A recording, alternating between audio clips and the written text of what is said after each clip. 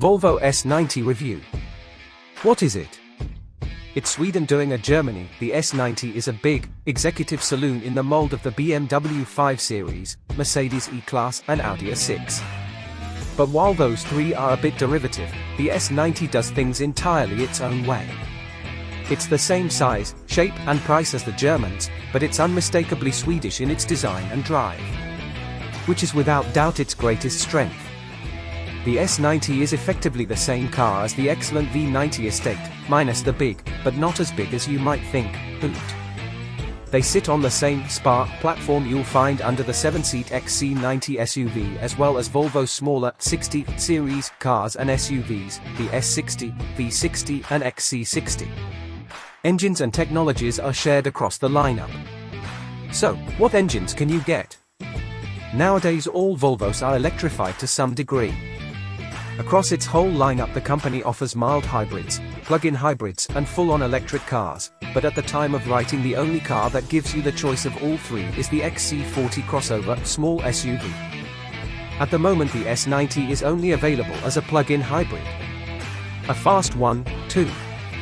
The S90 T8 marries a 303 brake horsepower 4-cylinder petrol engine, which drives the front wheels, with an 87 brake horsepower electric motor for the rears. Said e-motor draws power from an 11.6 kWh battery, giving the S90 up to 37 miles of electric range. When the battery's charged and the combustion engine and e-motor are working together, the S90 can accelerate from 0 to 62 miles per hour in just 5.1 seconds. Which is quite brisk. What's it like inside? Incredibly comfortable and relaxing, particularly if you've specified the bright leather and wood trim.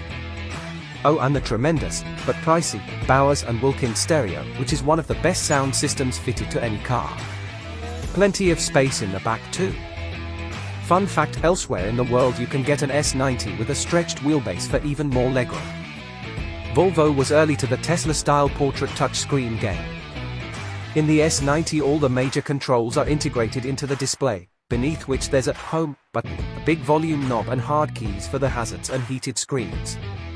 The existing system is fine but feels its age. The S90 was revealed in 2015, don't forget.